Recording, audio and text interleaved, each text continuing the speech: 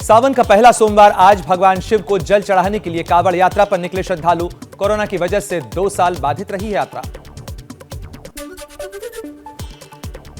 काशी के विश्वनाथ मंदिर में दर्शन के लिए सुबह से लगा भक्तों का तांता। गंगा घाट जल लेकर मंदिर पहुंचे श्रद्धालु।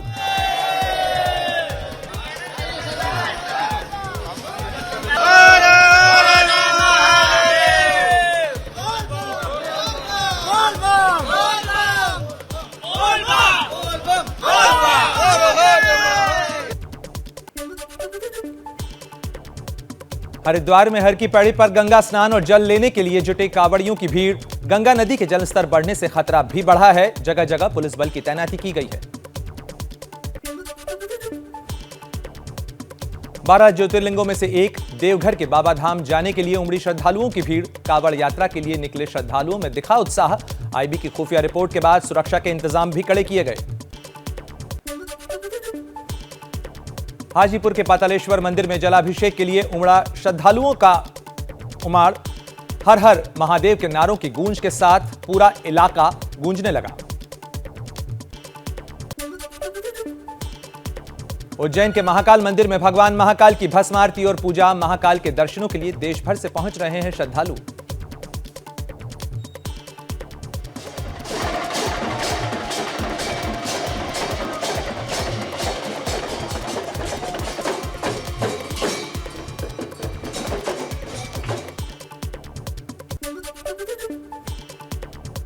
नासिक के त्रयंबकेश्वर मंदिर में सुबह से लगा है भक्तों का तांता। 12 ज्योतिर्लिंगों में से एक शिवलिंग की पूजा का विशेष महत्व है।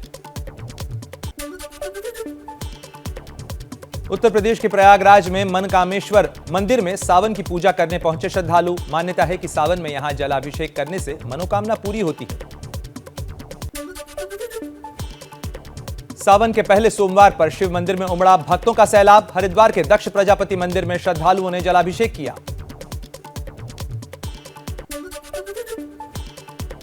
दिल्ली के छतरपुर मंदिर में भी शिव पूजा के लिए पहुंच रहे श्रद्धालु मंत्रोच्चार के साथ कर रहे हैं जलाभिषेक। दिल्ली से सटे गाजियाबाद में विकास नाम का युवक अपने माता पिता को कावड़ पर बैठाकर तीर्थ यात्रा पर निकला। भगवान शिव की पूजा के लिए हरिद्वार ले जा रहा है युवक। उत्तराखंड में 19 और 20 जुलाई को बारिश का रेड अलर्ट। अगले 4 दिनों तक हो सकती है भारी बारिश। लैंडस्लाइड और चट्टान गिरने का अंदेशा जताया गया है। अधिकारियों को सतर्क रहने के आदेश भी दिए गए हैं। दक्षिण के राज्य केरल में मूसलाधार बारिश से बांधों में जलस्तर खतरे के निशान से ऊपर पहुंचा।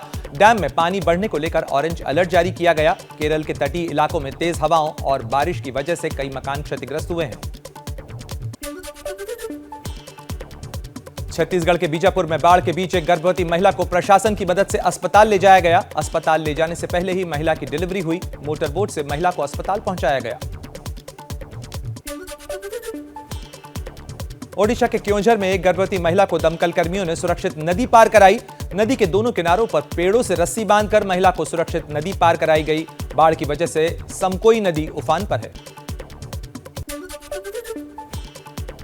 झारखंड के गिरिडीह में पंचखोरो डैम में बड़ा हादसा। लोगों से भरी नाव नदी में पलट गई। नाव पर सवार 9 लोगों में से सिर्फ एक शख्स को बचाया गया। गोताखोरों की मदद से लापता लोगों की खोज में टीम जुटी है। पंजाब के श्री मुक्तसर साहिब में लगातार हो रही बारिश ने लोगों का जीना मुहाल कर दिया है। रिहायशी इलाकों में जलभराव की स्थिति नजर आ रही है। किसानों की फसलों को भी भारी नुकसान हुआ है। धान की फसल पानी में डूब गई है। छत्तीसगढ़ के सुकमा में बारिश ने मचाई तबाही। सुकमा के कोंटा ब्लॉक में दिखा बाढ़ का भयानक रूप। गोदावरी और शबरी नदी का पानी इलाकों में भरा। कोंटा के करीब 3000 लोग बाढ़ से प्रभावित हैं। राजस्थान के उदयपुर में 3 दिनों की मूसलाधार बारिश से झरने में पानी का ओवरफ्लो। पानी बढ़ने से झीलों की खूबसूरती बढ़ी है। झरनों का आनंद लेने के लिए पहुंच रहे हैं सैलानी। हिमाचल के किन्नौर में बारिश के बाद सांगला नदी के नाले में आई बाढ़। किन्नौर में चट्टान खसकने की तस्वीरें सामने आई।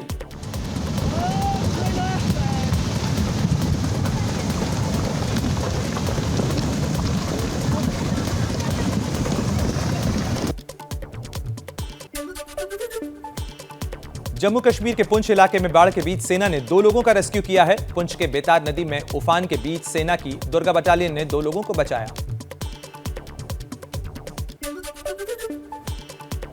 दक्षिण भारत के कई इलाकों में बाढ़ और बारिश के बीच तेलंगाना के मुख्यमंत्री के चंद्रशेखर राव का हैरान करने वाला बयान, बारिश के लिए विदेशी ताकतों को बताया जिम्मेदार। అట్లా క్లౌడ్ బర్స్ట్ అనేది ఒక కొత్త పద్ధతి ఏదో వచ్చింది. దీని మీద ఏదో కొన్ని కుట్రలు ఉన్నాయని కూడా చెప్తా ఉన్నారు. ఎంతవరకు కరెక్ట్ తెలియదు.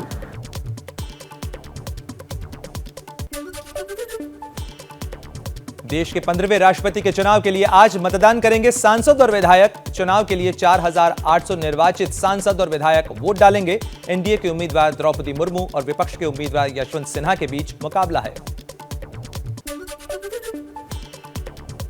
उपराष्ट्रपति पद के लिए आज नामांकन करेंगे एनडीए के उम्मीदवार जगदीप धनखड़। आज सुबह 10:30 बजे लोकसभा महासचिव के दफ्तर में नामांकन दाखिल करेंगे।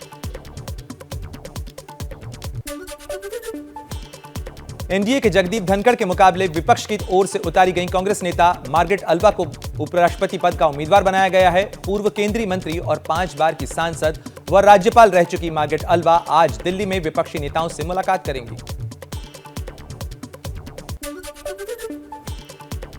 राष्ट्रपति रामनाथ कोविंद ने जगदीप धनखड़ का राज्यपाल पद से इस्तीफा मंजूर किया। मणिपुर के गवर्नर एल गणेशन को बंगाल के राज्यपाल का अतिरिक्त प्रभार सौंपा गया है। संसद का मॉनसून सत्र आज से होगा शुरू। सुबह 11 बजे शुरू होगी दोनों सदनों की कार्यवाही। मॉनसून सत्र के दौरान सरकार की ओर से 24 नए बिल पेश किए जाने का प्रस्ताव है, तो वहीं महंगाई, अग्निपथ योजना और जांच एजेंसियों के दुरुपयोग के मुद्दे को लेकर विपक्ष सरकार को घेरने की तैयारी से उतरेगा। मॉनसून सत्र शुरू होने से पहले प्रधानमंत्री मोदी सुबह करीब 10 बजे संसद भवन पहुंचेंगे और मीडिया से बात भी करेंगे। छत्तीसगढ़ के मुख्यमंत्री भूपेश बघेल और राज्य के स्वास्थ्य मंत्री टीएस सिंहदेव में तनातनी बढ़ी। रायपुर में सीएम आवास पर हुई कांग्रेस विधायकों की बैठक में नहीं पहुंचे सिंहदेव। छत्तीसगढ़ के मुख्यमंत्री भूपेश बघेल ने मंत्री टीएस सिंहदेव से मतभेद सुलझा लेने का भरोसा दिया। कहा, मुझे इस्तीफा नहीं मिला है। सिंहदेव को फोन मिलाया था लेकिन फोन लगा नहीं। कल टीएस सिंहदेव ने पंचायत विभाग छोड़ दिया था। मध्य प्रदेश नगर निगम चुनाव में बीजेपी के किले में कांग्रेस की सेंध। 11 में से कांग्रेस ने 3 नगर निगम जीते, 7 पर बीजेपी का कब्जा। हालांकि एक नगर निगम में आम आदमी पार्टी ने लहराया जीत का परचम। आम आदमी पार्टी ने मध्य प्रदेश में खोला खाता। सिंगरौली नगर निगम में मेयर पद पर आप उम्मीदवार रानी अग्रवाल ने जीत दर्ज की। अरविंद केजरीवाल ने इस जीत पर दी बधाई। असदुद्दीन ओवैसी की पार्टी का भी मध्य प्रदेश में खुला खाता। एआईएमआईएम ने जबलपुर में पार्षद की 2 सीटें और खंडवा में और बुरहानपुर में 1-1 सीट जीती। एमपी में पार्षद चुनाव में 4 सीटों पर जीत के बाद ओवैसी ने मध्य प्रदेश की जनता का आभार जताया। कहा, हैदराबाद की पार्टी ने हिंदी स्टेट में अपनी जगह बनाई है। मध्य प्रदेश की आवाम का, जनता का मैं शुक्रिया अदा करना चाहता हूं। आप सबको सलाम अर्ज करता हूं कि आपने वोट भी दिया, अपनी दुआओं से नवाजा, अपनी मोहब्बतों से नवाजा। नगरपालिका चुनाव परिणाम को लेकर मध्य प्रदेश के मुख्यमंत्री शिवराज सिंह चौहान का बयान। कहा, बीजेपी ने इतिहास रच दिया है। नगर निकाय चुनाव के परिणाम के बाद मध्य प्रदेश के पूर्व मुख्यमंत्री कमलनाथ ने कहा, बीजेपी पुलिस प्रशासन और पैसे के बल पर जीती है। नगर निकाय चुनाव में कांग्रेस की जीत से मैं उत्साहित हूं। अरविंद केजरीवाल के सिंगापुर दौरे को केंद्र से मंजूरी न मिलने पर उठा विवाद। आप ने कहा, असली बनाम नकली मॉडल की लड़ाई है। बीजेपी ने कहा, केजरीवाल पहले अपने विधानसभा में जाएं, फिर विदेश जाने के बारे में सोचें।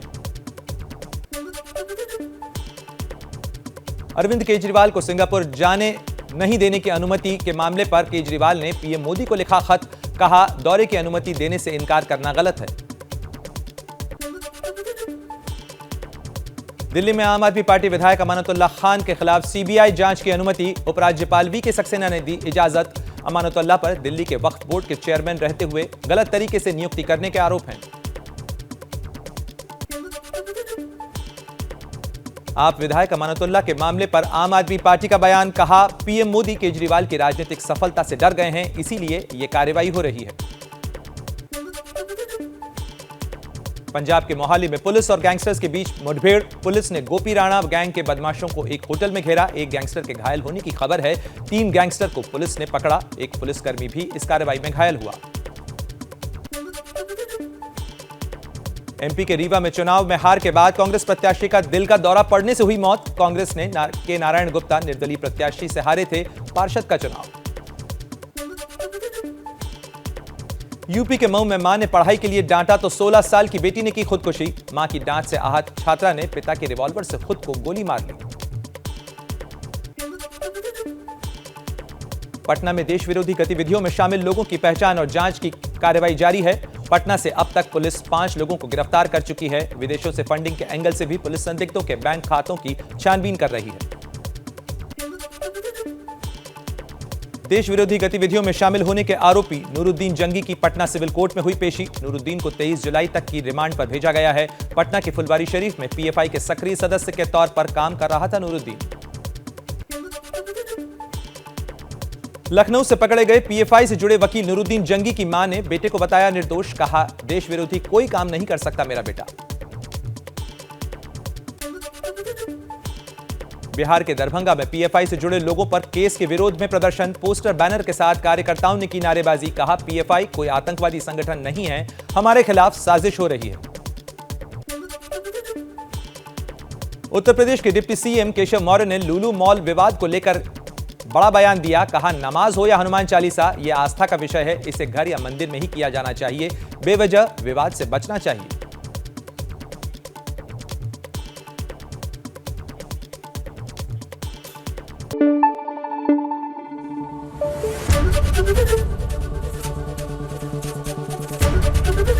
एबीपी न्यूज आपको रखे आगे।